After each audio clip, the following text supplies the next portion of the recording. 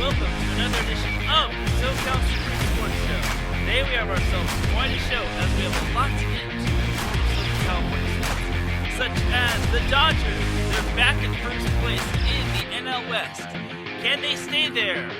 I can't say the same for the Padres as they are still trying to find their bearings. But certainly not as bad as the Angels as, oh my goodness, it has just been so bad. And now there are talks of them trading Shohei Ohtani. Should they really trade Shohei Ohtani or should they just move on?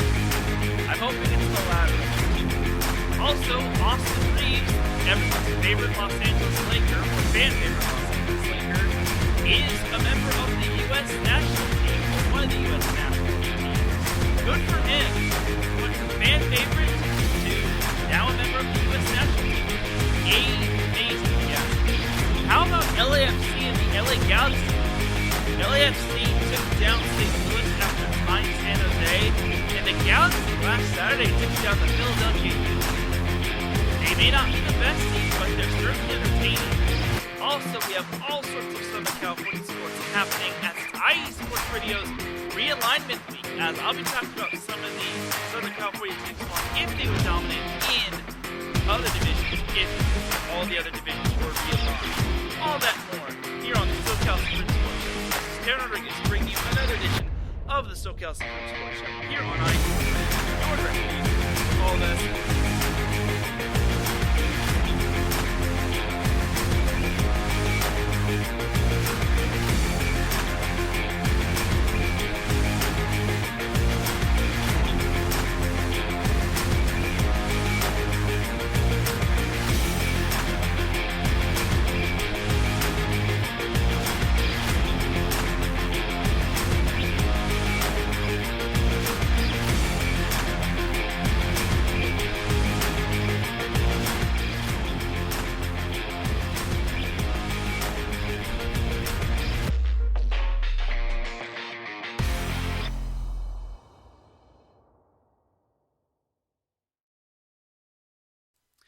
And welcome all to another edition of the SoCal Supreme Sports Show. Thank you all for joining me on this beautiful Saturday afternoon, Saturday evening, Saturday wherever you are listening from. Either way, you have made your way into episode 141 of the SoCal Supreme Sports Show. And without any further delay, let's do this, ladies and gentlemen. But first and foremost, the SoCal Supreme Sports Show would not be where it's at without iSports Radio providing the platform to go live on Spreaker. Please do follow iSports Radio on Twitter, TikTok, and on Instagram at iSports Radio. You can also follow them on Facebook for those that still use Facebook. All you just gotta do is type in the word IE, then sports, then radio in the search bar. Find our icon, which is black and white, and then boom. That's how you're able to like us and follow us. And all you just got to do is just like us, and then that's how you're able to follow us. We also have a website, www.iesportsradio.com. And when you go there, you'll see all of our shows, all 29 of our shows for the time being, including this one, the SoCal Supreme Sports Show. And in addition, you will see our blog page, our Hall of Fame, and you will also see our merchandise shop, which when you go there, you will see t-shirts, tank tops, which is perfect for this sunny weather, and you also see caps and hoodies, with more items to be included in the near future. For the past 9 years, IE Sports Radio has been bringing you amazing content ranging from interviewing legendary athletes, coaches, and other authorized media personnel, to building tailor-made shows dedicated to all major sports cities around the country.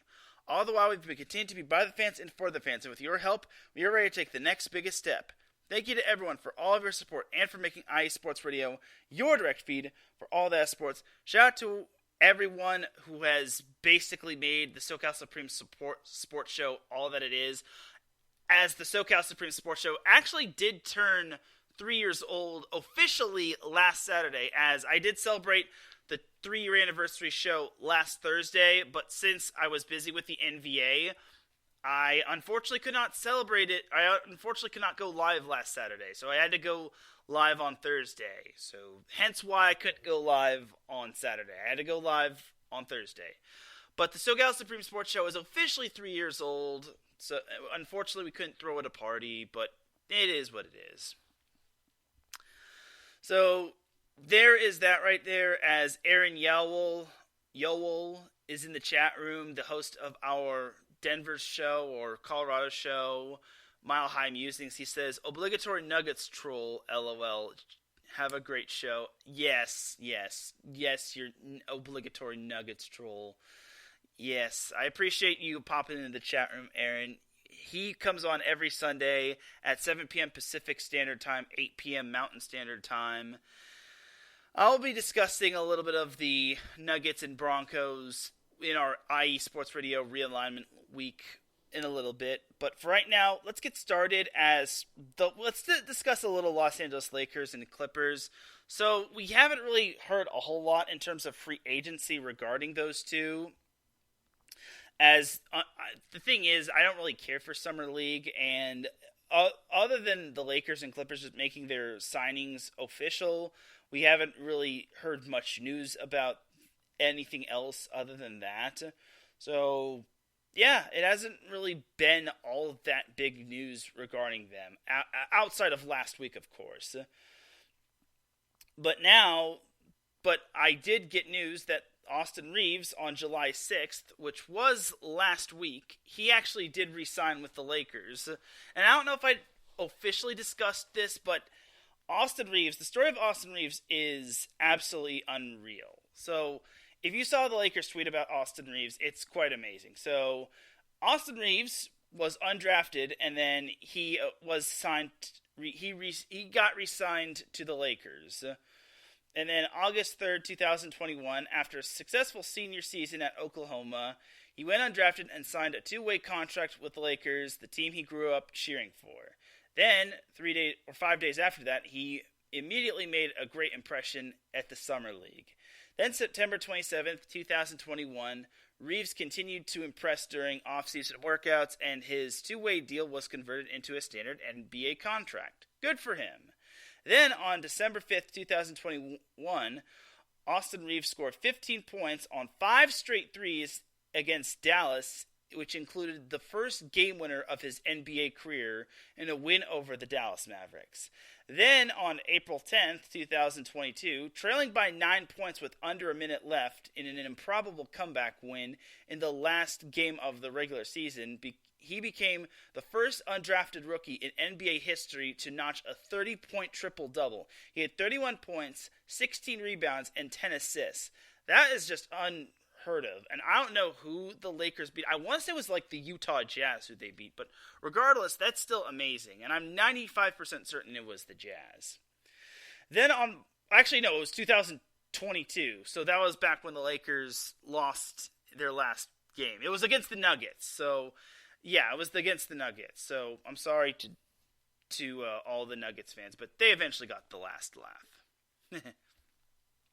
Then on March 22nd, 2023, after scoring a career-high 35 points off the bench in a win over the Orlando Magic, Austin Reeves joined the starting lineup. He started the final 10 games of the season, averaging 18.3 points and 6.1 assists on 57/49/90 splits and helped the Lakers clinch a playoff spot. That does not include making the play-in game. This is actually clinching a playoff spot. Then on April 16th, 2023, Austin Reeves came up big in the first playoff game of his career, scoring 14 of his 23 points in the fourth quarter in the Lakers' Game 1 win over the Memphis Grizzlies.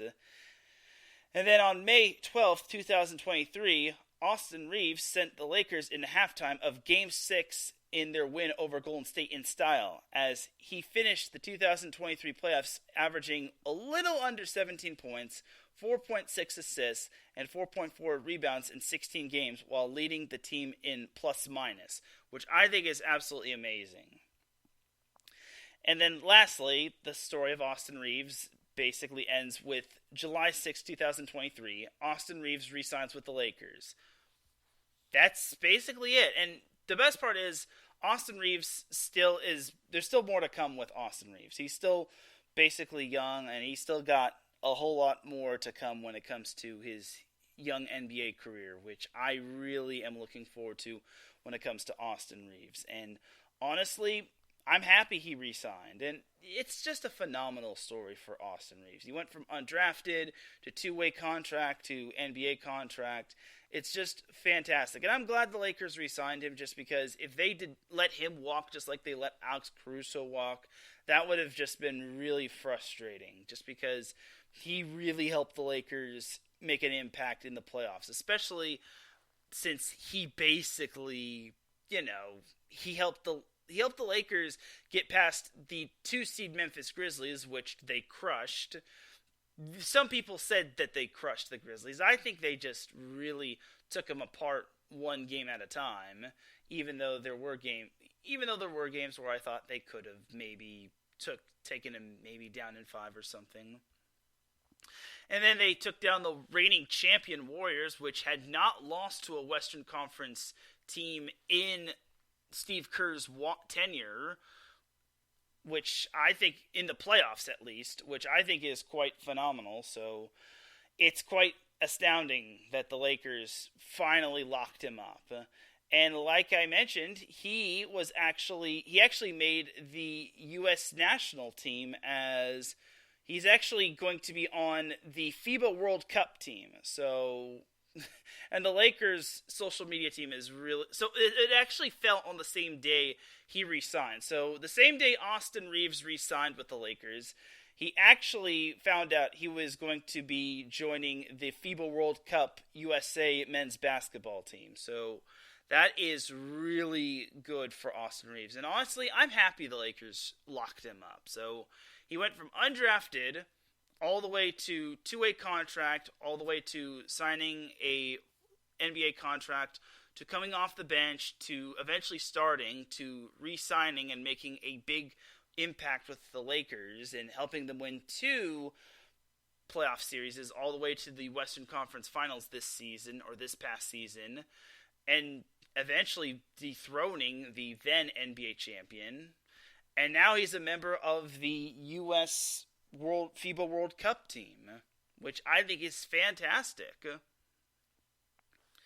And Mike Pat pops in the chat room. He says, Austin Reeves is solid. A lot of teams overlooked him, and I totally agree. And I'm glad the Lakers did not make the same mistake that they did with letting Alex Caruso walk out the door, because if they let this guy walk out the door, that would have been detrimental. And if he made an impact elsewhere, then Rob Pelinka would have been kicking himself.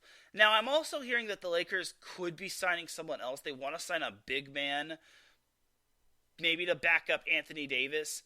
But honestly, I think they are totally fine just the way they are. So we'll see what happens with the Lakers going forward. I'm liking what they're doing so far. I hope that they can add another big splash free agent signing, so long as they're within the cap. But we'll see what happens. And I also did hear that LeBron James, I guess, is staying with the Lakers. He's not going to call it a career. So we'll see what happens going forward. But time will tell. And Mike Pat also said, SoCal. And then Mike Pat also said, I would ask what the Angels want for Ohtani, but the Nats aren't contending and the O's aren't going to pay it. Well, I guess with Mike Pat discussing the MLB, I guess it's perfect segue to go into the MLB portion of the show. I was going to save that for later, but we can go to it right now. All right, so the MLB All-Star Game just wrapped up, and unfortunately, hence the word unfortunately, we didn't get to see Mike Trout and Shohei Ohtani play because they all got injured. But now everyone is back to, playing ball. And for the Angels, as Mike mentioned, they were basically...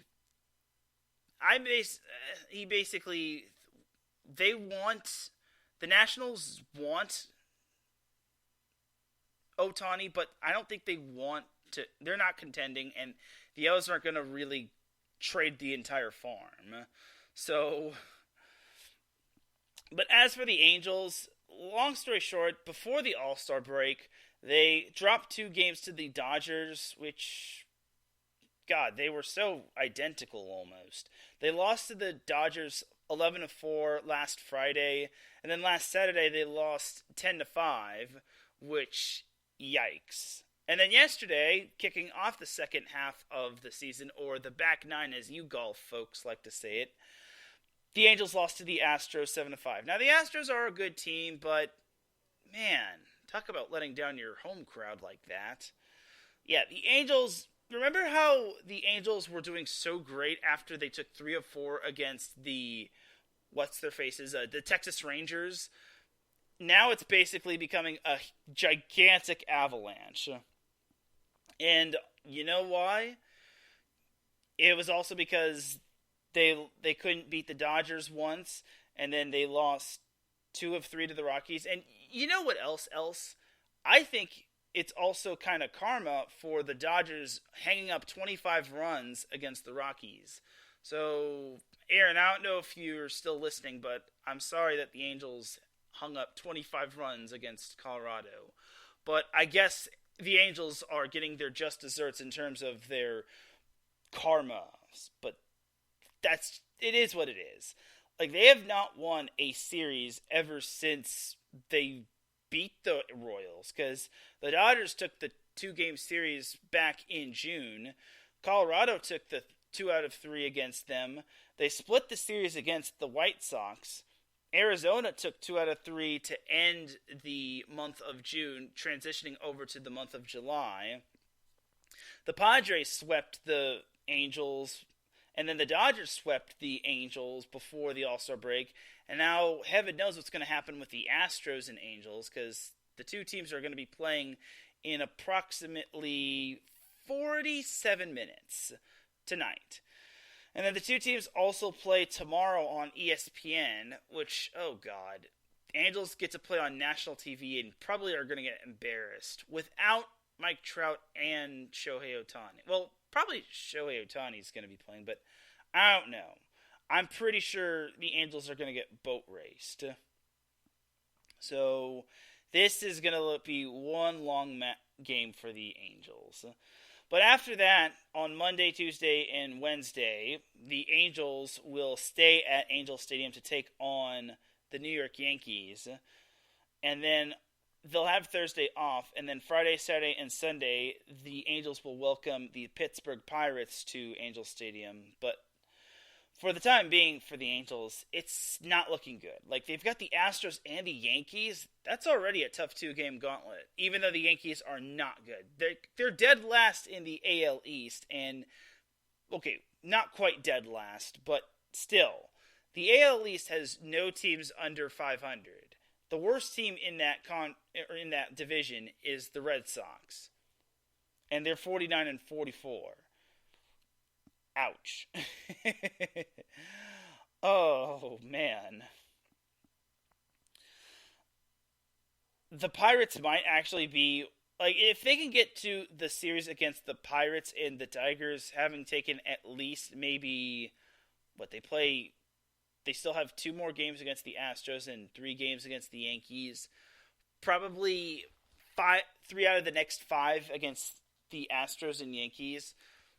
Between the two, I think that would be a win. But for the time being, it's going to be a miracle if the Angels make the playoffs. And I feel they're going to be sellers at this point, just because they don't have the numbers to contend with everybody. And looking at it, they're 6 games back of the final wild card spot. I just don't see how they're going to be contending with the likes of the Baltimore Orioles, who have the top wild card spot, the Toronto Blue Jays, the Houston Astros, the New York Yankees, who are 2 games back of the final wild card spot, the Boston Red Sox, who are also contending for the final wild card spot, the Seattle Mariners, who also want that final wild card spot, and even the Cleveland Guardians. So it's tough times to be an Angels fan, especially when you're wasting away Shohei Ohtani and Mike Trout. And Anthony Rendon, I guess I'll throw his name into the hat. The good news is that the Dodgers are carrying the likes of Southern California, even though they were in a rain delay, as they're currently taking on the New York Mets. Yesterday, they took down the New York Mets 6-0, and what was so special about this win is that they actually threw a one-hitter.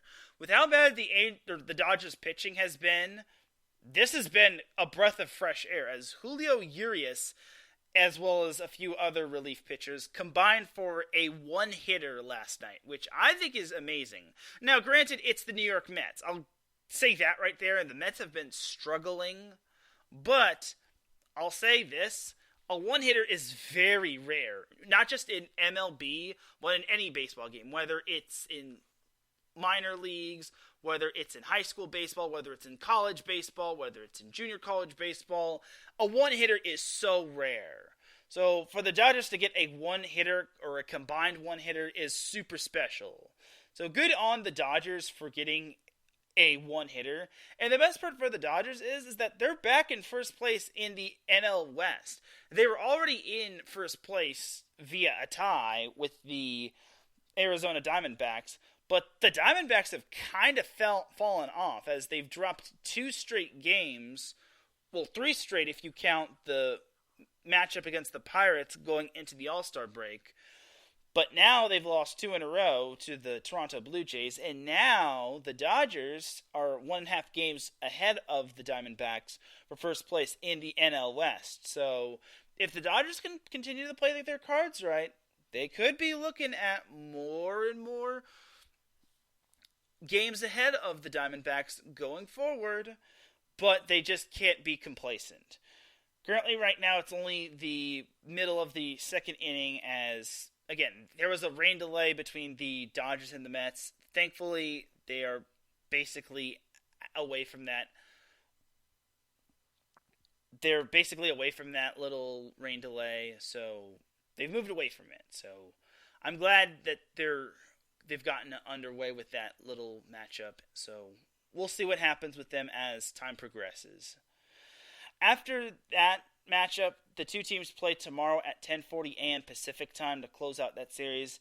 Then the Dodgers will continue to stay east as Monday, Tuesday, and Wednesday. The Dodgers will then hit the road to the DMV, aka the Delaware, Maryland, and Virginia area, as they will take on Mike Pat's Baltimore Orioles. Then Thursday they will have the day off, but then on Friday, Saturday, and Sunday they will actually hit the road to Dallas-Fort Worth to take on the Texas Rangers. Now that is going to be a great matchup.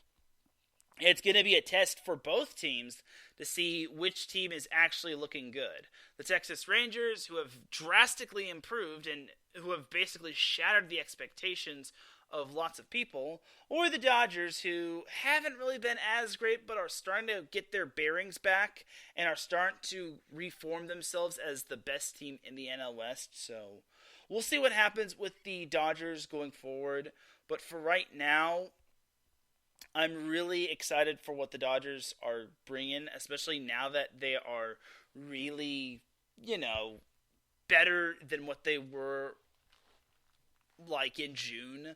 Like in June, they were not really good, and then they got their swagger back once they beat the Angels and after that series against the Kansas City Royals. So we'll see. And then after they face the Rangers, or the Dodgers have the Blue Jays, and then they've got the Reds. So the Dodgers have quite the gauntlet following the series against the Reds. As looking at their the August schedule, or August slate, they've got the Athletics, the Padres, the Diamondbacks, which that's going to be crucial right there.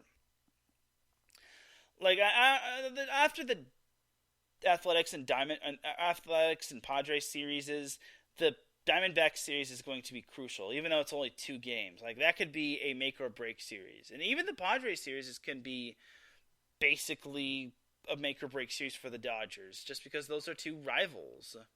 Kinda. Alright, but that is basically that for the Dodgers right there. And as for the Padres, well, the Padres had themselves a doubleheader as, well, yesterday they beat the Philadelphia Phillies 8-3. But earlier today, in the game 1 of their doubleheader, they lost 6-4. Currently, right now, in the second game of their doubleheader, they are up 2-1 in the top of the 5th inning with a man on first, 2 outs, top of the 5th. And then tomorrow they close out the series in Philadelphia. Then after that, they have Monday off. But then Tuesday, Wednesday, and Thursday, the Padres will hit the road up to Canada to take on the Toronto Blue Jays. Then Friday, Saturday, and Sunday, the Padres will still remain on the road as they'll head down to the Motor City to take on the Detroit Tigers.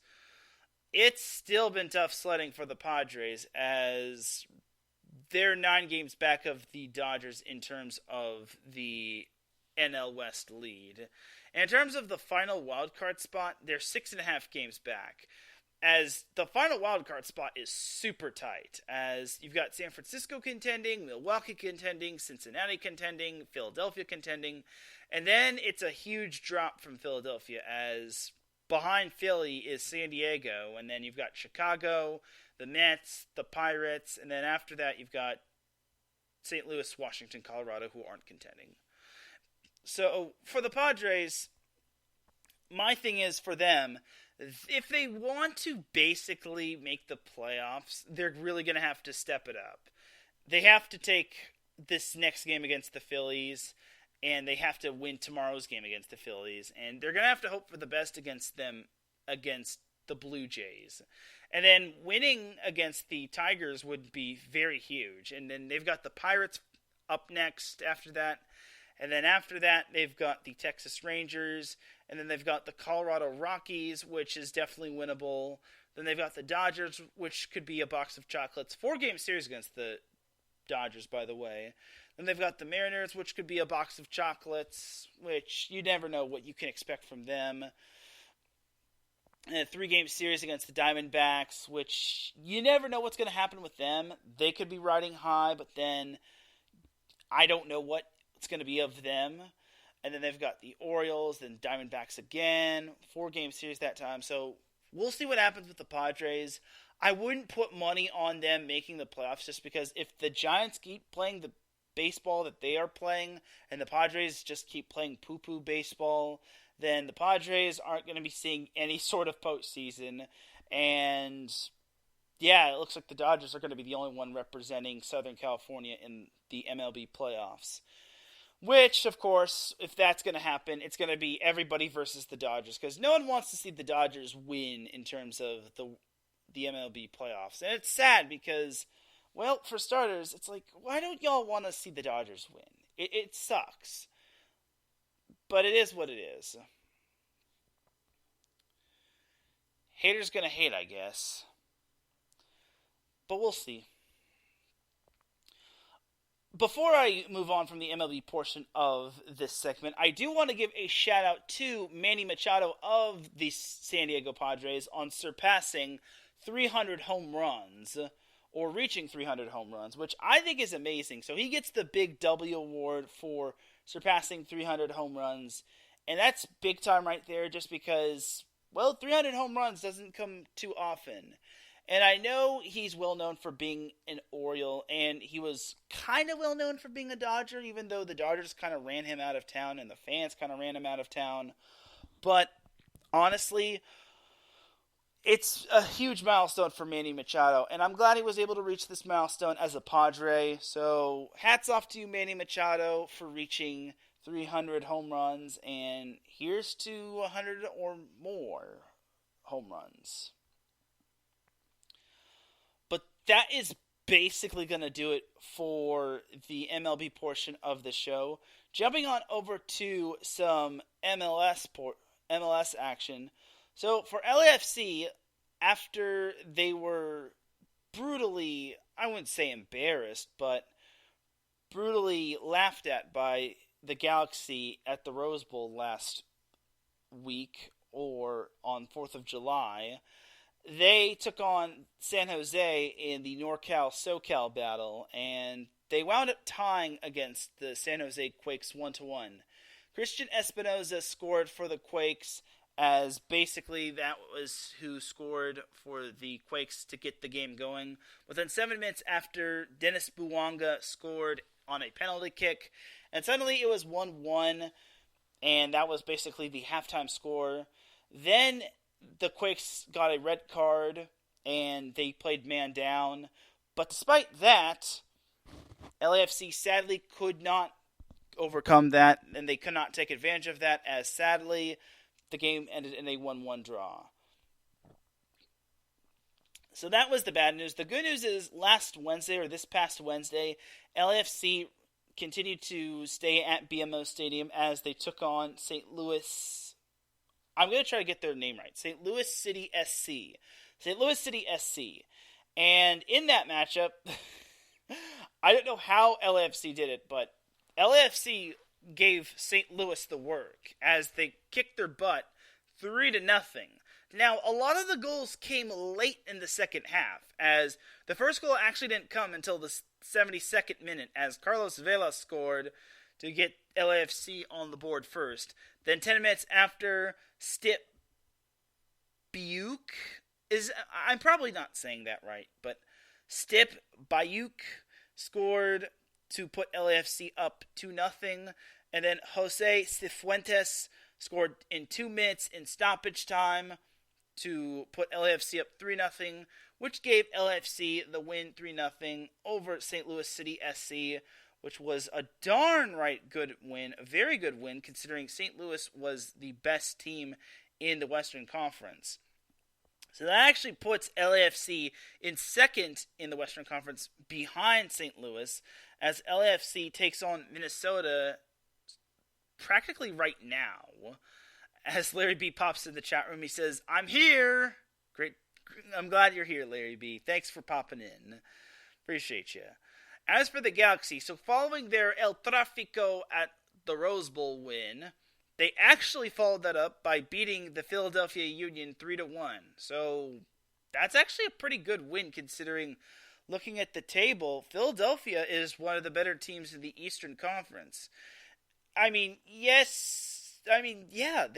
They have 37 points, which that's pretty good. LAFC took them apart in the previous tournament that they played in, the CONCACAF tournament, but that's still a pretty good win for the Galaxy, considering the Galaxy don't have too many big-time wins outside of El Tráfico.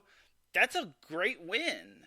And yes, it was at the Dignity Health Sports Park as opposed to playing in Philadelphia, but still, that's pretty good. So the Galaxy, believe it or not, they have won, their winning streak, their non-lossless streak is now at 6. They've now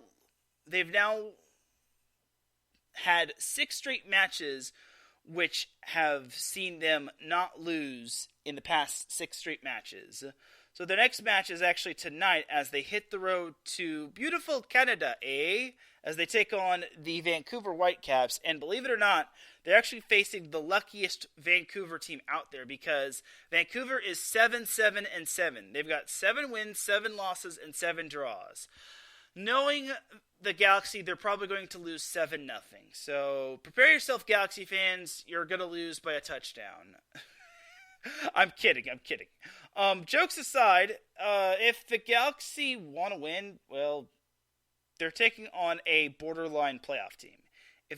And believe it or not, Vancouver is actually much better than that 7-7-7 record shows. They actually have a +4 goal differential despite being 9th place in the West. So, and then as for the Galaxy, despite beating the Philadelphia Union, they are still second to last in the Western Conference. Ouch. Imagine beating one of the better teams in the Eastern Conference and in the MLS and still basically being dead last in the Western Conference, let alone in the league. But hey, at least you're making progress. If you were in the Eastern Conference, you'd be 13th. Baby steps, Galaxy. I'm not making this any better, aren't I? Anyway, so after the Galaxy takes on Vancouver, they have a tournament on Tuesday as they play in the 2023 Leagues Cup against Lyon on Tuesday. And then Saturday, they actually head back to not the StubHub Center, the Dignity Health Sports Park, as they play, surprisingly enough, the Vancouver Whitecaps, which I think is funny. They're playing the exact same team they're playing now in MLS play. We all know that the Galaxy should win this match and not that match. MLS matches are much more important unless they're planning on tanking. And don't ask me who they're tanking for, because I actually don't know who these MLS teams are actually tanking for. And knowing the Galaxy's luck, they've probably traded whoever their first round pick is supposed to be. Oh well.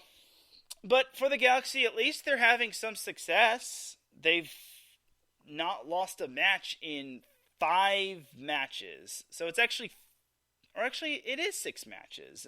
They didn't lose to St. Louis. They didn't lose to Kansas City. They didn't lose to Colorado, which should have been on the Hallmark Channel. They didn't lose to San Jose. They beat LAFC, and they beat Philadelphia. So that's 6 straight matches. I was never good at math, people, so don't judge me. Anyway, so Vancouver, be ready for the Galaxy, because they have not lost a match in 6 straight matches. So if you think you're in for an easy match, be prepared for them Galaxy. That's just me being optimistic. And then as for LAFC, I forgot to mention who LAFC takes on tonight. They are actually taking on Minnesota as they play momentarily, which I don't know why they haven't started right now. I hope it's not in a rain delay or anything, as that's actually going to conclude the last match of July, as LAFC only has 2 matches in August, and they're actually not going to play a match until late August. It's going to be on the 20th of August, which is a Sunday, when they play Colorado, and then their last match of August is actually going to be on Saturday, August 26th, when they hit the road to Cam Newton land, Charlotte, when they play Charlotte FC, Charlotte FC. Want to get that team name right, and not just guess. If we're all being honest, I'm pretty sure LAFC Colorado is going to be on the Hallmark Channel, or it's probably going to be on Nickelodeon. I'm just trying to be funny at this point. How good's Charlotte? Oh, Charlotte is 12th in the Eastern Conference. That should be on. Charlotte LAFC at this point should, if we're all being honest, should maybe be on the Hallmark Channel. Or it should be on Nickelodeon. Or Cartoon Network. Do people still watch Cartoon Network? I don't know.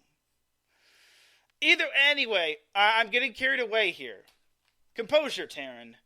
Either way, LAFC will finally get some well-deserved rest after playing 2 matches probably in the span of a week. And after playing these multiple excruciating turns, they're actually going to be getting some well-deserved rest. If not, they're probably going to be getting... They've probably got like the MLS All-Star break, which I think is coming at a great time because they need the rest as much as anybody, considering, like I said, they've played in a lot of tournaments, and that CONCACAF tournament really wore them down. And honestly, I feel they did well in that, but I think losing just really kind of took the wind out of their sails. And losing just does suck, especially in front of your home crowd. But Lyon is good, so there's no shame in losing to a team like that. But watch, the Galaxy are going to beat Lyon, and everyone's going to say that the Galaxy are the CONCACAF kings of everything. But I digress. Anyway, so that is that for the MLS portion of the show. I can't wait to see what's in store for the Galaxy and for LAFC. Mostly for LAFC. Even though the Galaxy suck, they are fairly entertaining, if you ask me. As for the NWSL, let's jump to there. I don't think we have gotten any new matches, as San Diego and Washington... Well, actually, no. I shouldn't say that. Last Saturday, San Diego and Washington, or Wave FC and Washington, they actually tied with one another, as they tied 2-2 last Saturday, as Ashley Hatch got the scoring going for the Washington Spirit, as she scored a penalty kick, and Washington took the lead at 1-0, and they eventually led 1-0 at halftime. Then Sheehan Shorts scored 1 minute into the second half, and suddenly it was tied 1-1. Then Sheehan Shorts actually scored an own goal, which I think it must have been deflected. I don't believe in own goals unless she literally was deliberately trying to sabotage the Wave FC. Either way, Cheyenne Shorts unfortunately scored an own goal 8 minutes after that, and the Washington Spirit took the 2-1 lead. And it was looking like Wave FC was about to lose another game. And it was looking like this was going to be the most San Diego way that San Diego Wave FC was going to lose. Then in the 90th minute, Taylor Korniak scored in the 90th minute, and that preserved a tie as Wave FC actually salvaged 1 point and ended in a 2-2 draw, which, man, that was big time right there. As Melanie Barcenas actually managed to get a late save against the Washington Spirit, which, if she doesn't make that save, then Wave FC is sending every San Diego fan from Snapdragon Stadium home unhappy. But hey, at least Wave FC did not lose at home. Baby steps, Wave FC. Baby steps. But Wave FC is still in 6th place in the NWSL as they... Remember how they were in first place? Well, they kind of had a big drop. But so did the Washington Spirit. Big oof right there. Speaking of some of the top teams in the NWSL, that was actually who Angel City actually played on Sunday, as they played the North Carolina Courage? Yeah, they played the North Carolina Courage, as the two teams played in BMO Stadium, and Brianna Pinto actually scored the first goal for the Courage, and suddenly it was 1-0 after the first 15 minutes. Then 3 minutes after that, Savannah McCaskill scored, and suddenly it was 1-1, and that was eventually the halftime score. Then in the 77th minute, Kaylee Kurtz scored an own goal, but I'm pretty sure that was deflected. I don't believe in own goals unless this was a shacking a fool moment.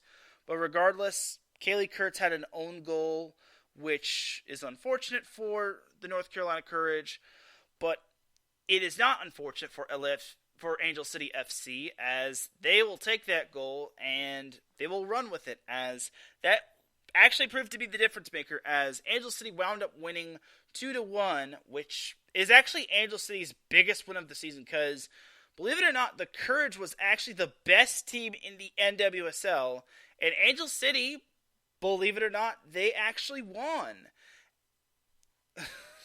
So ever since they fired their previous coach, Freya Coombe, they still have yet to lose. So Angel City might have actually done something very, very smart. I still can't believe it. This is so coincidental. Maybe Angel City knew something that we didn't. I'm just flabbergasted by this. And they're actually only 4 points back of Wave FC, realistically. It's just mind-blowing if you ask me. And they actually moved up to 10th in the NWSL standings. Now, granted, everything's pretty close to one another in terms of playoff positioning and whatnot.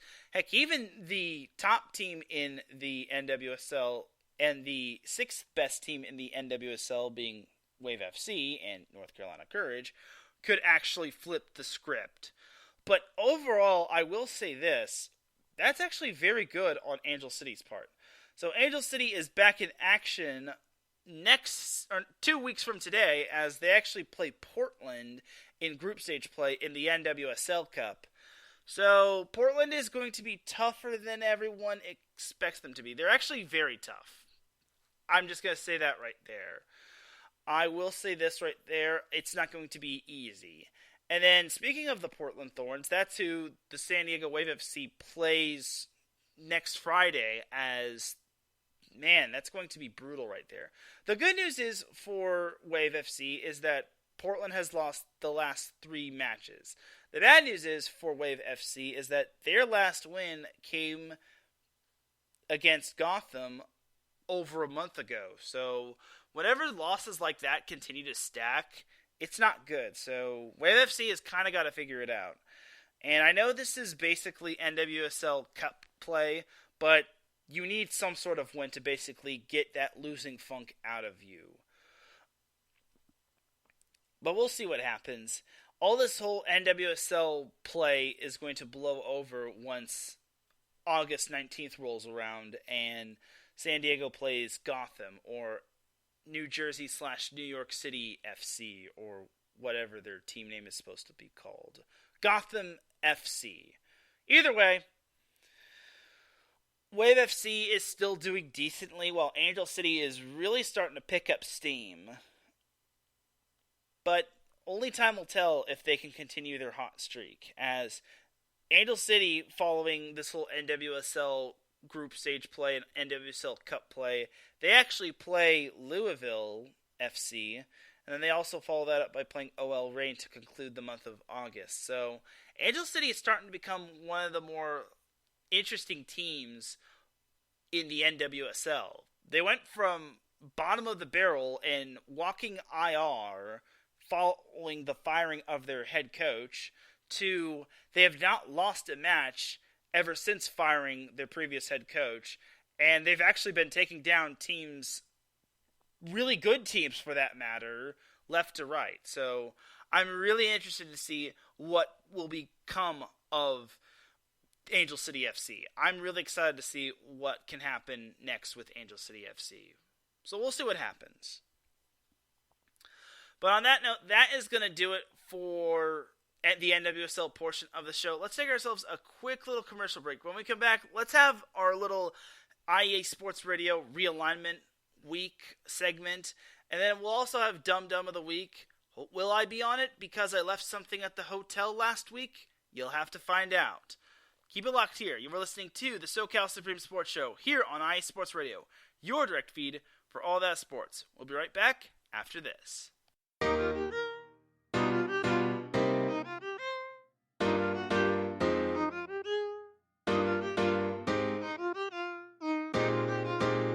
Well, what is up, Carolina Nation? This is John Felipe of the Carolina Cast, of course, the podcast of, by, and for the Carolinas, right here on IE Sports, your direct feed for all that is sports. And I'm reminding you to tune in Fridays at 7 p.m. Eastern for the latest in Carolina sports, whether it's the Panthers that keep on pounding, the fly natures of the Hornets, the storming Hurricanes, the battle of the Blues with Duke and UNC, the fight of the Clemson Tigers, or the amazing atmosphere of any Carolina college. I'm talking App State, I'm talking ECU. I've got you covered. Once again, tune in for the Carolina Cast with me, John Felipe, Fridays at 7 p.m. Eastern Standard Time, right here on IE Sports Radio, your direct feed for all that is sports.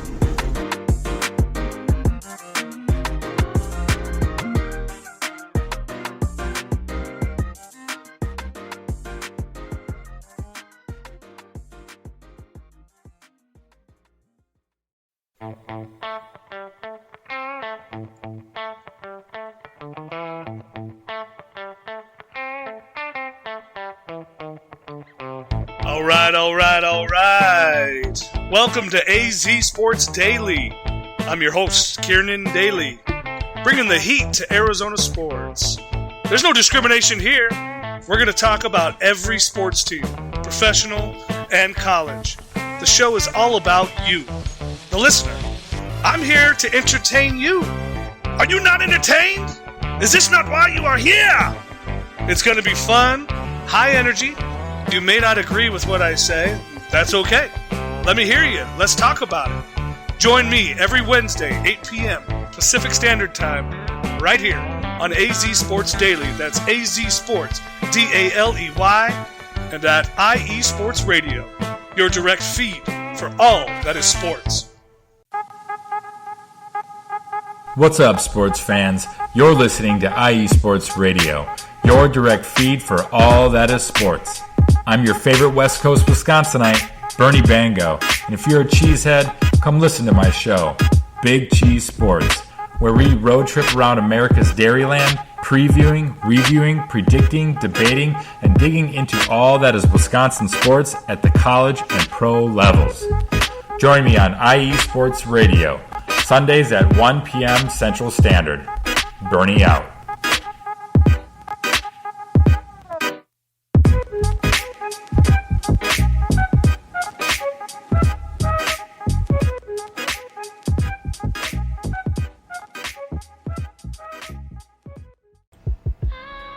What up, Boston sports fans? This is Mikey Two Guns here, your host of Our Bleepin' City, airing every Wednesday night from 7 to 8 p.m.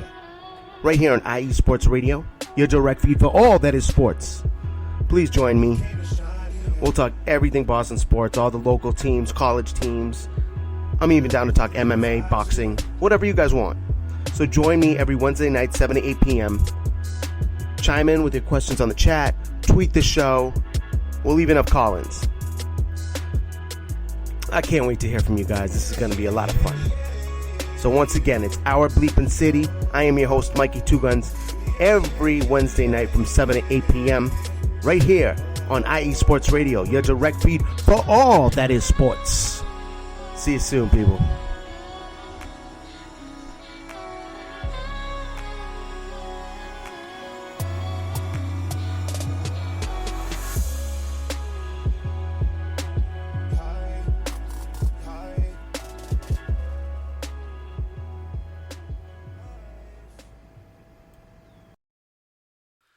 And welcome back to the SoCal Supreme Sports Show here on IE Sports Radio, your direct feed for all that sports. Definitely do check out all of our amazing shows, such as Carolina Cast with John Felipe, which goes on every Friday at 4 p.m. Pacific Time, 7 p.m. Eastern.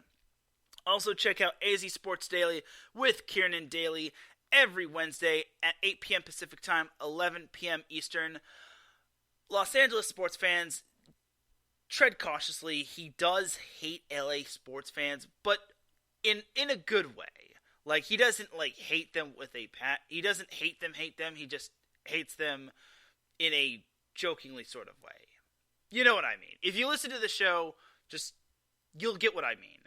Also check out Big Cheese Sports with Bernie Bango, which goes on tomorrow at 11 a.m. Pacific Time, 1 p.m. Central. Also check out Our Bleepin' City with Mikey Two Guns, or Mike C, as most people call him, every Wednesday at 4 p.m. Pacific Time, 7 p.m. Eastern. Also gotta give a shout out to Patty Bax, who's listening. I really do appreciate you tuning in and listening. She posted a GIF which was a cat which had a cat listening on its iPhone, which had a cat looking at an iPhone. It was very cute and funny. But on that note, let's get on into our IE Sports Radio Realignment Week. So this was actually generated by, I actually did not get who generated it, but this was actually quite creative and inventive.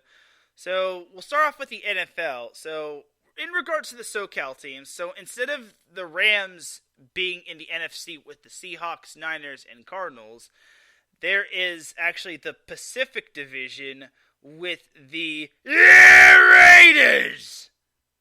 I promise you I will never say that again. And they will also play the Niners and the Seahawks. So instead of facing the Cardinals twice a week, or twice a year, they will be playing Raiders, as Chris Berman would say. So I think that would be cool. I mean, they'll obviously have to play the Niners, which have been a complete thorn in their sides. And they'll also have to play the Seahawks twice still. But they'll also have to play the Raiders, which can be somewhat promising. But they have to also play Devontae Adams and whatnot. So, how would the Rams do in that division, in the Pacific Division? I will say, meh. I think it all depends on which Rams show up. If they're bringing out the IR the injured reserve Rams, then I will say that the Rams are probably going to get their butts kicked. But if they're actually bringing out the true potential of their team, like, say, Aaron Donald, Matthew Stafford, Cooper Kupp, Van Jefferson, all those notable guys, then honestly, they could salvage 2, maybe 3 wins, 4 at the best. I still don't think they'll have an answer for the Niners, but I still think 4 wins is in the cards.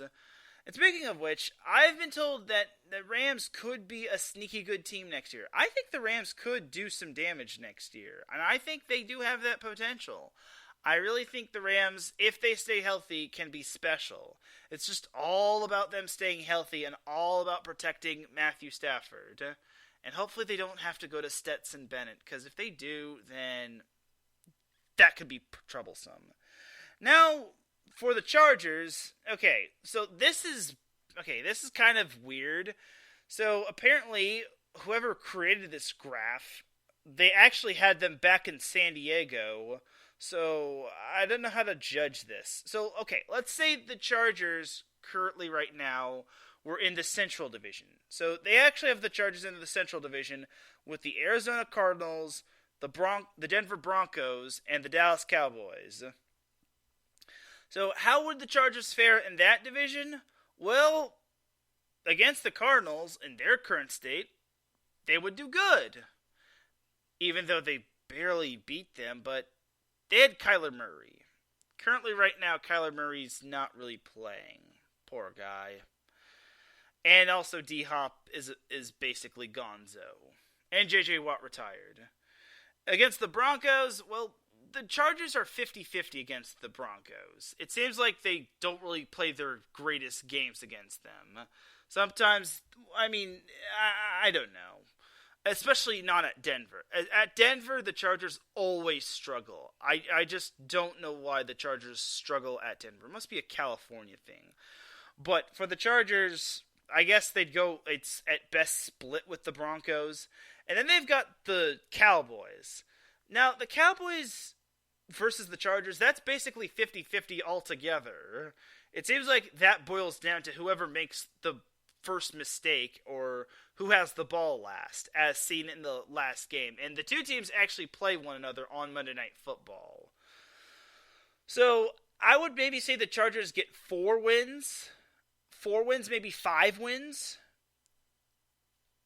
And I liked how this graphic did say that the Chargers were in San Diego, so this is clearly outdated, but hey, what can you do? I'm still gonna just put the Chargers as if they were still in San Diego, or they were in Los Angeles. So I'd say the Chargers would get 4, maybe 5 wins, 3 to 5 wins in their division. So I think the Chargers would excel.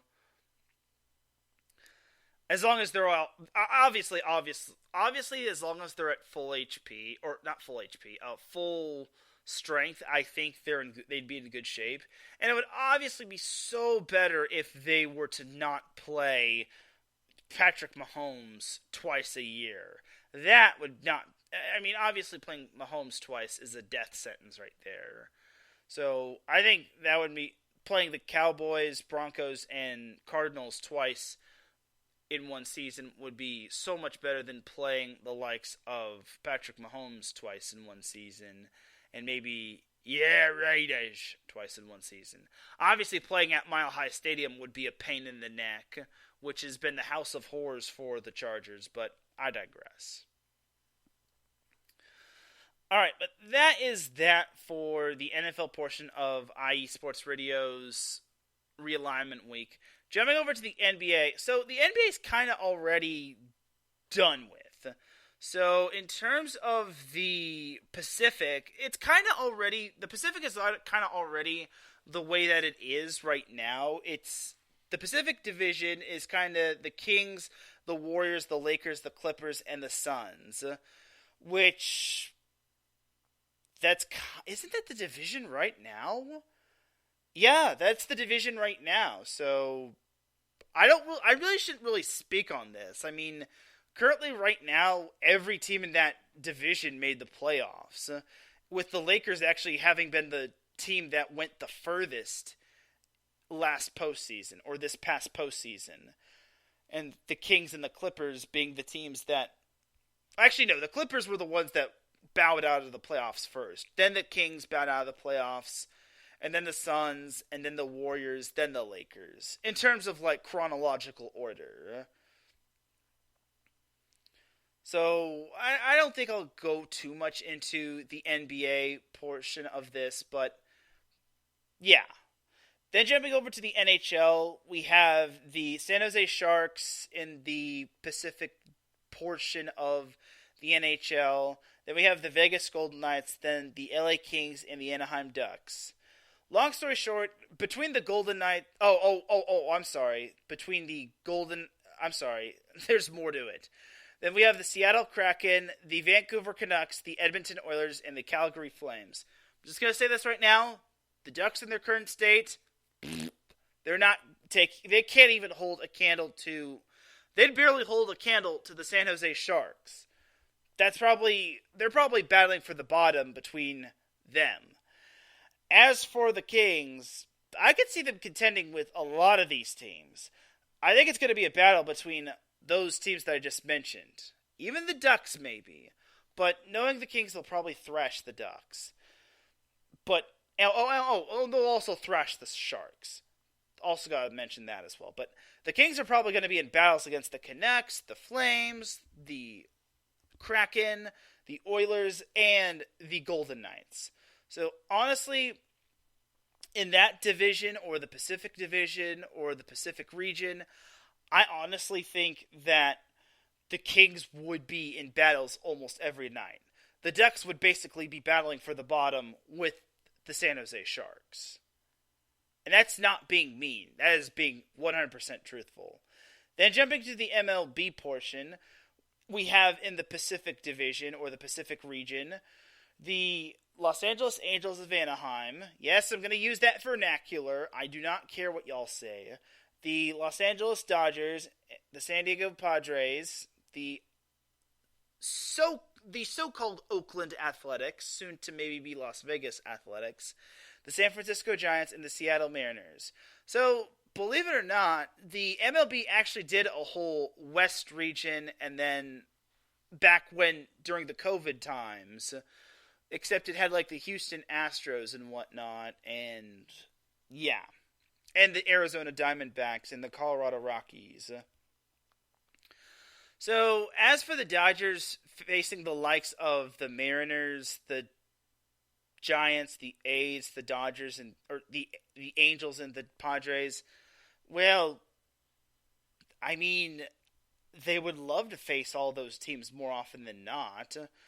But baseball is like a 182-game season, and you never know what could happen, and... I mean, it all depends on who's healthy. In the current state of the Angels, they'd probably be floundering against every team, and they'd be lucky to even get a few games against the A's and the Mariners. I mean, they were struggling against the Padres, for goodness sake, and they couldn't even take down a struggling offensive Dodgers team. I don't know how they would do against the Giants. The Dodgers, I could probably see them lighting it up more often than not. But again, against a 182-game season, it's so tough to like reconfigure that into like certain game. But honestly, I guess I'd maybe say the Dodgers would have more success in the division between the 6 teams. And between the 3 SoCal teams, I'd maybe say the Dodgers would have more success. And now for the coup de grace of them all, the college teams, or the college football teams.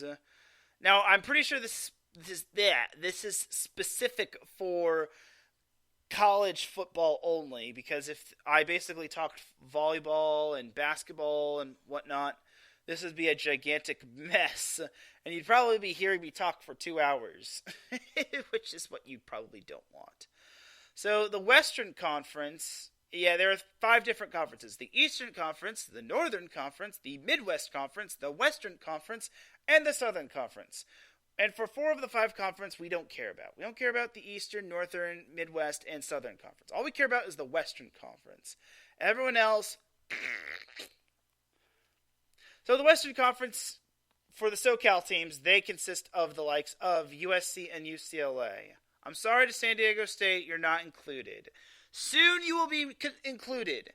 Please, please, please, Mountain West. Please let San Diego State roam free like the team that they are so they can partake in the Pac-12 or the Big West. At the very least, let them go to the Big West or the West Coast Conference.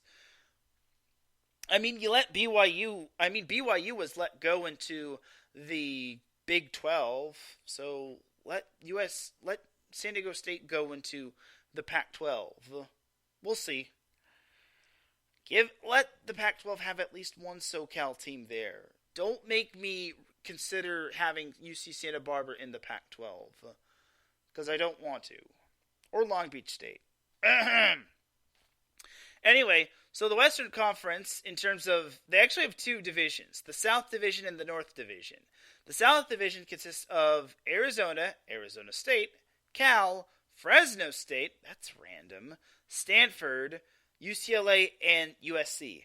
That's extremely random putting Fresno State in there, but not putting San Diego State in there. And whoever designed this graphic should get the big W, or not the big W, the Dum Dum of the Week award for not putting San Diego State in there. I'm sick to my stomach not seeing San Diego State in here. And they also put Colorado in the Midwest Conference as they're in the Big 7. Huh. Very good. Interesting. So much for the Rocky Mountain Rumble, or Rocky Mountain Rivalry. Anyway, for USC and UCLA in terms of football, they also have Boise State, BYU, Oregon State, Utah, Washington, and Washington State in the Northern Division of the Western Conference. But for USC and UCLA in the Southern Division, I mean, it would have to be either UCLA or USC. I just don't see... I mean, Arizona's been on the come-up. Like, if we're basing this off of this year, I'd maybe say Arizona would be on the come-up. Maybe... I don't think Cal would be on the come-up. I don't know about Fresno State, and Stanford, I think, is under huge rebuilding after giving David Shaw the hook. So it's got to be between USC and UCLA. The North Division would have so much more competition. You've got Washington battling it out, Utah battling it out with Cam Rising. Oregon is always legit. BYU would be in its first big boy conference. Boise State was always dominant in the Mountain West Conference. Now it gets to be hanging with the big boys. Oregon State has DJ Uyunglele. He would look legit in that conference, as well as Oregon State altogether. So honestly, the Northern Division, or the northern portion of the Western Conference, would be so much more legit than the Southern Division in the Western Conference. So I don't know. I'm glad there would be like crossover games, but for the Big Ten, I will say this, even though I'm like veering off the rails of like the Western Conference part of this, I'm glad they're getting rid of the whole South or East, or the South and North, or the West, East, and whatnot. I'm glad it's just top 2 teams, because if you continue to have this whole division thing in your conference in terms of football, that is going to kill your sport. It's basically, if you have one conference which has practically the most average teams, and then another conference which has the best teams, and only one of those best teams gets to go to the conference championship, while one of the average teams gets to go to the conference championship, it's basically the group project got the person that does absolutely nothing in the group project that gets the A, taking on the person that works their tush off that gets to play, that gets the A as well. Right? I know that I kind of just mumbled and mixed that up, but I'm glad they're doing. Me personally, I'm glad they are doing away with this whole North versus South thing, because I'm glad it's just top 2 teams make it to the conference championship. Because if conferences keep doing that, I will be sick to my stomach, and that is really going to kill basically conference championships. I understand they want to keep the geography and it wants to keep the balance of certain conferences. But it just does not look right. It just doesn't.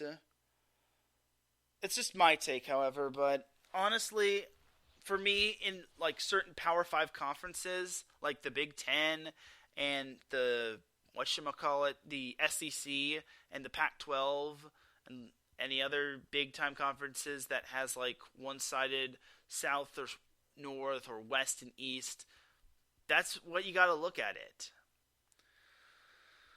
Alright, but that is pretty much it in terms of the IE Sports Radio Realignment Week. Before I continue, oh my goodness, I probably got to continue this more because, I don't know if you all know this, but I am actually the host of Set Point. It's a volleyball show that I host off to the side, and I go live every Monday at 6 p.m. Pacific Time, 9 p.m. Eastern. This week, however, I'm going to be on at 11 a.m. Pacific Time, 2 p.m. Eastern. And I don't know for those that care, but the U.S. is actually down. They dropped the first set to Turkey in the VNL, or the FIVB Women's Volleyball Nations League semifinals. They dropped the first set 25-21, and they're down 16-10 in set number 2.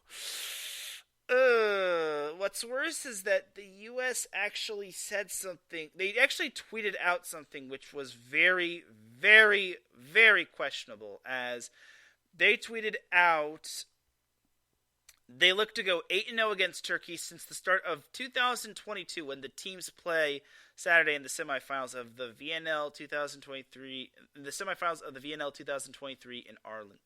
That's poorly tweeted. Anyway, I think the U.S. just jinxed itself when they said they look to go 8-0 against Turkey. Great job, U.S. Way to jinx yourself. You're about to be down 0-2 to Turkey in the semifinals. You could have just worded that a little bit better. Anyway, so that's for those that actually care. But that's just volleyball off to the side. But before we get on into we have to get on into the Dum Dum of the Week. And honestly, I will just say this. This is an award that I give out to those that basically say or do something that is totally unacceptable, that you should probably not say or do. And sadly, if you basically get this award, you basically did something dumb, or you basically should have watched what you said, but you didn't. So, unfortunately, I have to give this award out to a good friend of mine, and he basically said something to... Well, he didn't, say it directly to a Los Angeles team, but he went into my chat room. For those that don't know, Set Point, like I said, is my second show that I do. It's basically my volleyball podcast, and unfortunately, by one of the name of Adam Karnick, he actually said in the chat room, he actually made a bold prediction saying that the Chicago Untouchables, the NVA's team from Chicago, he said that they were going to show up to their game and they were going to win. Now, their next game was actually against the Los Angeles Blaze, and let me just tell you, as a SoCal guy, that kind of hurts. You can't just make promises and make predictions against SoCal teams. Now, if the Untouchables were playing a team not from SoCal and he made that prediction, well, I maybe would go easy on you. But Adam Karnick, how dare you make that prediction saying that the Untouchables were going to show up and they were going to win? Because the Untouchables actually did not show up, and by default, they wound up losing via forfeit. So, Adam Karnick, I hate to do this to you, but you are this week's Dum Dum of the Week award recipient. If he wasn't a member of the IE Sports Radio family. I would never, ever, ever give that award out to an IE Sports Radio family member, unless I really have to. So, Adam Karnick, I could never give an award out to an IE Sports Radio family member. I just could never give that award out. So, Adam Karnick, I don't know who's listening, but if I got you good, I'm sorry, but I can never give an award out to an IE Sports Radio family member, especially not Adam Karnick, who I actually have to give the Big W award out to, because on Monday he actually talked about a very sensitive topic, as on Monday, Northwestern's football program actually fired Pat Fitzgerald, and unfortunately, I don't want to go too much into detail because, sadly, I did not put the explicit tag onto this. But, sadly, it was kind of the case of, let's just say, Northwestern's football team kind of did something very, very, very, very, very, very bad. And let's just say they have a lot of questions that need to be answered. And, sadly, it wound up seeing their head coach, Pat Fitzgerald, get fired. And I won't go into details of what happened, but long story short, Pat Fitzgerald has been fired because of hazing, and it's just wrong. And the worst bad thing that happened when it came to the hazing scandals and whatnot is that players and freshmen, most likely, had to drink a lot amounts of Gatorade, which, if you're probably wondering, you're probably thinking, well, that's not bad, right? Wrong. They had to continuously drink lots and lots and lots and lots and lots amounts of Gatorade until they puked. And that's unacceptable, because you got to remember, there's a lot of sugar in Gatorade. This isn't G2. This isn't Gatorade Light. This is Gatorade with all that sugar in it. And remember, there's no solid, no bread, no burgers, no meat, no nothing. You're just drinking Gatorade. It's horrible. And that was the least worst thing that the hazing happened at Northwestern in terms of their football team. I cannot go into any of the details of what happened, but it is really, really, really, really, really, really, really, really, really, really, really, really, really, really, really, really sad that all of the Northwestern freshmen had to go through that, especially the quarterbacks, and every Northwestern freshman had to go through everything that happened in terms of the Northwestern football program. And it really sucks. Now, Pat Fitzgerald obviously did get fired, and obviously I can't really speak on this entirely, but all in all, eventually Pat Fitzgerald will find his way back. I'm not sure if this is all on him, but what I can say is this. Northwestern football, you've got a lot of explaining to do, and you better clean up your you-know-what, otherwise no one's going to be going to your college from now until the end of time. So, Northwestern football, I hate to tell you this, but you are the first Dum Dum of the Week award recipient, and honestly, shame on you. That's all I got to tell you. You are so dumb. You are really dumb. For real.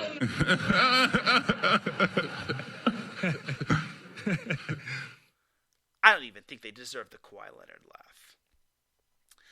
All right, now there's two more Dum Dums of the week. So I didn't mention this a couple weekends ago, but I think it was 2 weekends ago. I actually covered 7-on-7 football, and parents. I will say this: parents can get very fiery, and fans can get very fiery, and I like it. I like the passion that fans can bring.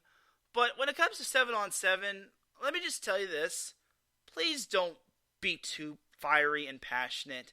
Like, if your team is winning, great. You don't need to rub it in. You don't need to be, pompous. You don't need to flex on everybody. But if your team is losing, you don't need to be a jerk. You just don't need to be a jerk. But when I covered one match, or one game that went on, one comment that I did hear when I was basically covering a game was just completely out of line. So I'm not going to give away the fan of the team, but let's just say one fan's team was not was basically under the scrutiny of, let's just say it wasn't the best officiating. I'm not going to be one to judge officiating. Not every official can basically get all the calls correct, especially in 7-on-7, because 7-on-7 is completely different from pads and whatnot. So one team was losing to the other team in big-time blowout fashion. And let's just say that the losing team was not taking it really well. And honestly, the fans were just very infuriated. Now, the heat might have gotten to them, but the other team scored a touchdown, and let's just say one of the fans, the fans were obviously bad. They were saying terrible call, and they were saying boo and whatnot. But one parent decided to say, no wonder you guys are always getting jumped in the parking lot. To an official, mind you. Okay, that's unacceptable right there. I understand the frustration that your team basically was losing. I understand that there were some questionable calls. But you never, ever should say that. That's horrible. You can't just say, it's no wonder you guys get jumped in the parking lot. That's totally out of bounds. It's only 7-on-7. It's just 7-on-7. It doesn't mean anything. If you lose, it doesn't mean anything. Like, why would you even say that? Just chillax, dude. Like, the heat must have gotten to those parents. And eventually, the head coach of the whole tournament, or the director of the whole tournament, came over to the parents to basically like tell everybody to take a step back, and told me to as well. Not that I was in trouble or anything. He basically told everyone on that sideline to just take a step back. And I wanted to get upset and say, way to go, dude. I wanted to tell the entire parents, way to go. Way to keep your entire mouth unbuttoned, and way to tell that to an official and get us all in trouble. But I couldn't. I could not keep my composure. I had to keep my composure because I was basically a reporter. But dude, like, that's just not right. You can't just tell an official, no wonder you guys get jumped in the parking lot. That's totally unprofessional. And to the official that basically heard that comment, well, first of all, you get the big W award for basically hearing that comment. And second of all, it's not easy being official. No wonder there are, like, shortage of officials, not just in football, but in, like, other sports as well. But I feel horrible that someone would have the nerve of saying, no wonder you guys get jumped in the parking lot. First of all, again, it's 7-on-7. It doesn't mean anything.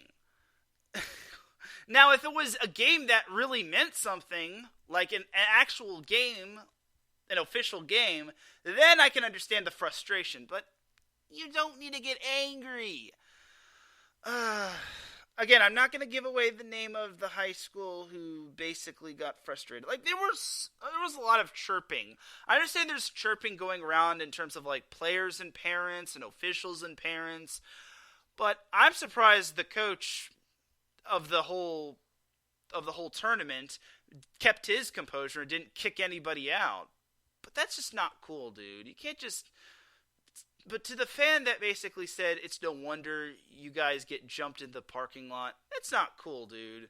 First of all, like, take a chill pill, dude. Second of all, it's no wonder CIF and all these other organizations are basically pushing to basically get rid of bad behavior and whatnot. So, to the person that said, and I quote, it's no wonder you guys have been getting jumped in the parking lot, to the official last week or 2 weeks ago, you are this week's Dumb of the Week award. And please, please, please reevaluate yourself and never, ever, ever say something that ludicrous ever again. You are so dumb. You are really dumb. For real.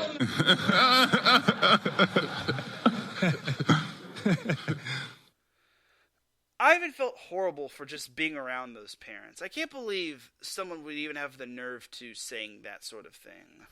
People nowadays. Why did I even go into that site again? Alright, but there is one last Dumb of the Week I have to give out. And fortunately it doesn't go to me because I actually remembered to to collect my stuff when it came to checking out of my hotel. Yes, I can gladly say that I did not forget one thing at the hotel that I was at when I was with the NBA.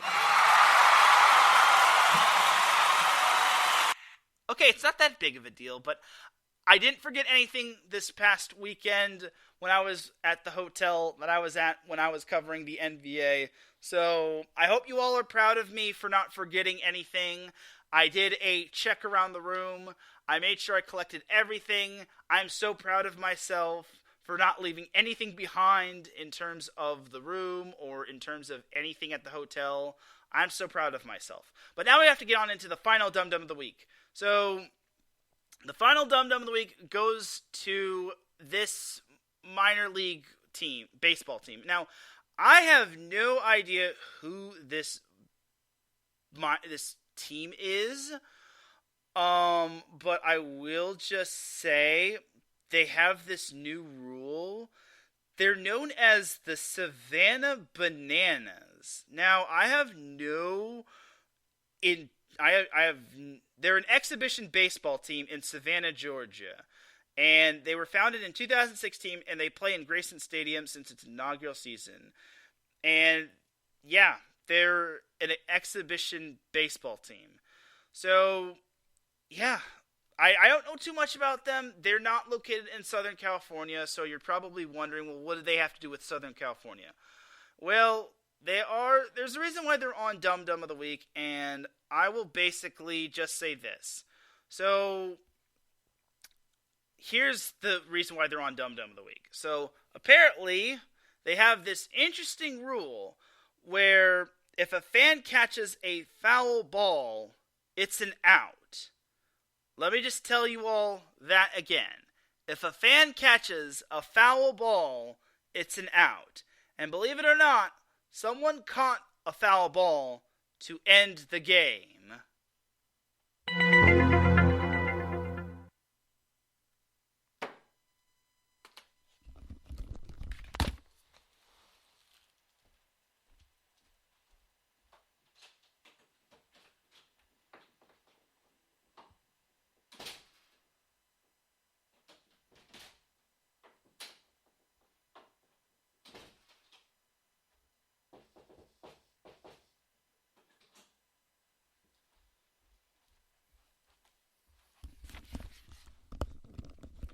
Okay, I don't know if I'm going to make a huge deal of this, but I'm just going to say this very calmly. Why? Why would you make a rule where someone not in the field of play is basically involved in the game? A fan making a catch basically registers an out for a team. This was according to Front Office Sports. One of the Savannah Bananas rules for banana ball says if a fan catches a foul ball, it's an out. Last night, someone caught one to end the game. Now, I understand, again, Savannah Bananas is basically an exhibition baseball team. They're not an actual team. But I will say this. That's a stupid rule! They're not even in the field of play!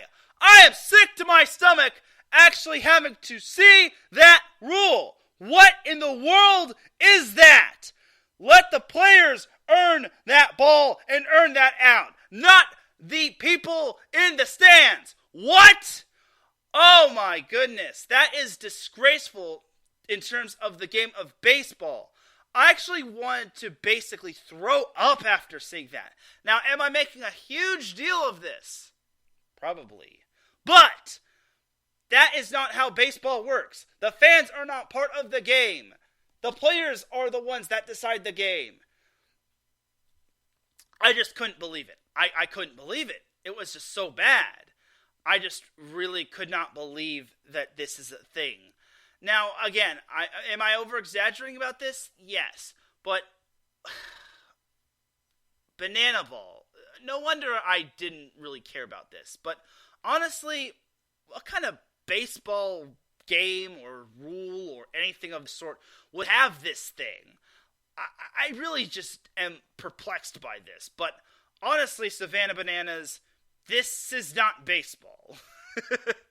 It's ludicrous if you ask me. Now, for an out, is that even fair for the opposing team?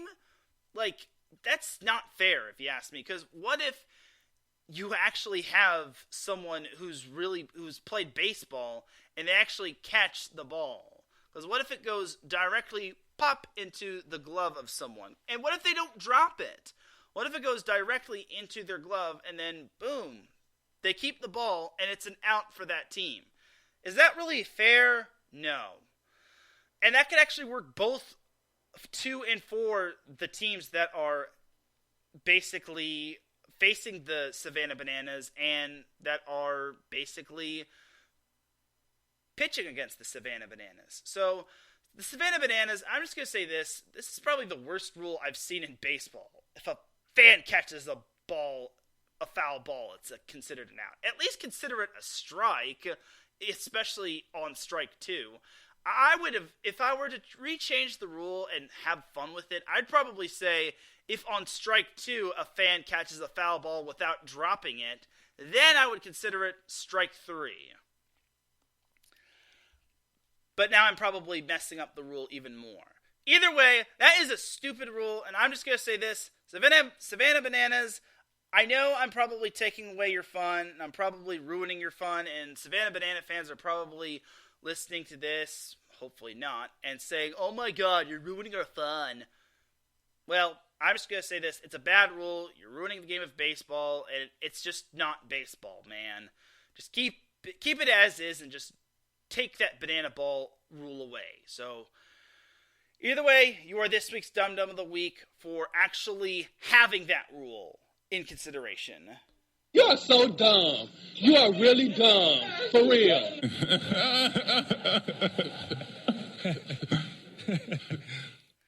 And that, my friends, is all she wrote.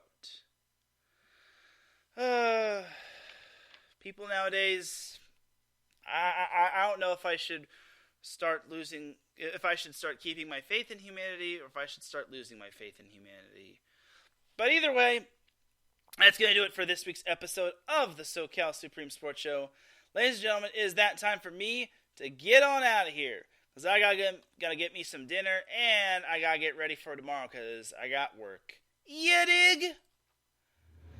Thank you, everyone, for tuning in to the SoCal Supreme Sports Show. I really do appreciate everybody tuning in. If you listen live, I appreciate you. If you listen on the playback, I appreciate you. If you listen at work, I appreciate you. If you listen at any time, any place, anywhere, I appreciate you. Big shout out to Patty Bax, Larry B, Mike Pat, and Aaron the Owl. I appreciate y'all tuning in. Next week, I can promise you, SoCal Supreme Sports Show will be on its regular time, 12 p.m. Pacific time, on Friday. I promise you, there will not be any sort of surprises, any sort of time changes, or any sort of day changes. I can assure you that SoCal Supreme Sports Show is back on the original time. I promise. For everyone here at IE Sports Radio, this is Teran Rodriguez signing off. Have yourself an amazing weekend. Enjoy what's left of it. Please apply your sunscreen and be a good person. And also, please keep hydrating yourself. It is still a scorcher, especially in Southern California. I will see you all on Monday morning for set point. But until then, have yourself a great rest of the evening. I will see you on Monday. And just remember, SoCal is for SoCal. Peace!